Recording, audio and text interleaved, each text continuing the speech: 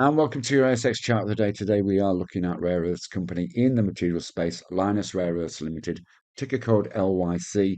They did report earnings last week, and in a day where the whole ASX is looking a little shaky, we are seeing some positivity in this stock today. Let's have a look at the price action. Okay, you can see on the chart, I put a line there around about this 741 level. This corresponds to the 200 MA.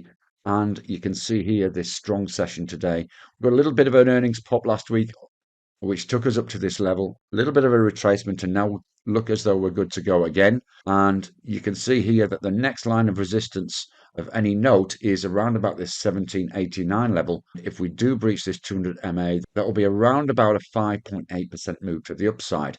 Interestingly, on the weekly chart, if we just have a quick look at this, 789 level, if it gets up there, will form a long-term double bottom with the 200 MA being support. So interesting price action both on the daily and the weekly charts, both for now in terms of taking advantage of this gap, but potentially long term, there could be a possible significant move to the upside.